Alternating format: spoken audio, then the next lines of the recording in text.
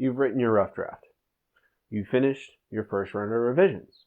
Now, it's time to get feedback from some real people. It's time for beta readers.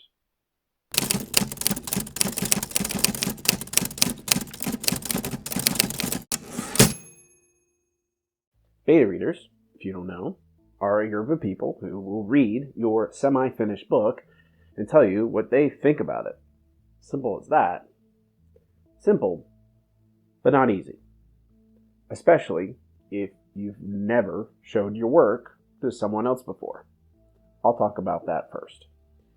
It can be intimidating showing your writing to someone for the first time. It can be terrifying, even. Your writing is you, right? I describe the revisions process as laying yourself out bare on a table, and now you're involving other people who will read what you've written and think it's terrible, and think you're terrible, and a bad writer. You should never write again. That is a possibility. But if a beta reader tells you those things, I'd opt not to include them in the process in the future. There is a possibility of your beta readers not liking your work, but that's okay. The book will never get better, and your writing will never get better unless you get this criticism. A few tips I can give about receiving feedback without dying inside. Try to divorce yourself from the work. It is a product of you, but it is not you. Meaning, don't take it personally. And I know, that's easy to say, but not so easy to do. But it does get easier the more you do it. It's normal and okay to feel a little beat up after you get some harsh criticism, or even criticism that feels harsh. Take a few minutes, dust yourself off, and focus on improving what was wrong. That mindset is helpful for revisions in general. Every one of these steps will be painful, but at the end of it, you'll have a much better book. Something you can feel genuinely proud you created. Writing a novel is a long process and has many points of failure. So try and maintain a positive mental attitude about every step, with that end goal in mind. Whatever their critiques, don't be discouraged. Nothing they say can truly affect how you feel about your book.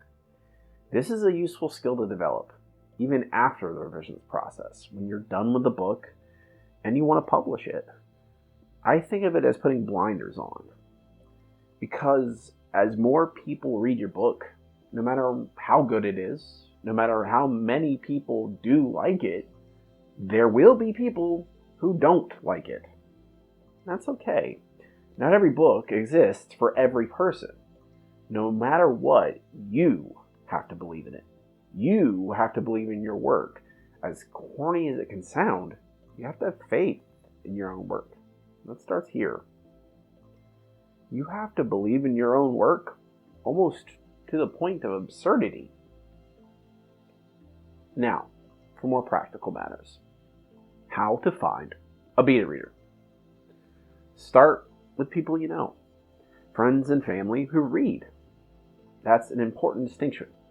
Reading is a skill, like anything else, and people who are good at it are better beta readers.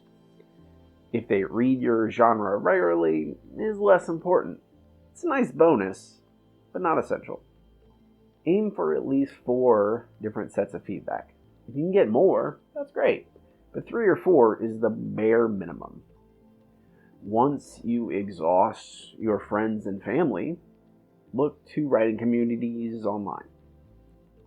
Other writers will often be willing to beta read as long as you will return the favor.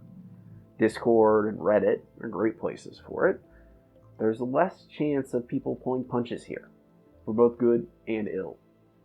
Something to keep in mind. Both of these avenues should be able to get you what you need, but there is a third path. You could just pay for it. There are paid beta readers, but I'd be careful here, especially with how much you're paying. Once you enter the realm of hundreds of dollars, well, you might as well put that money toward an actual editor. When asking people to be a beta reader, some people will say no. That's okay.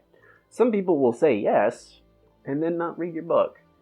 That's also okay, especially if they're doing it for free. Don't be angry, but it's probably safe to not ask them next time.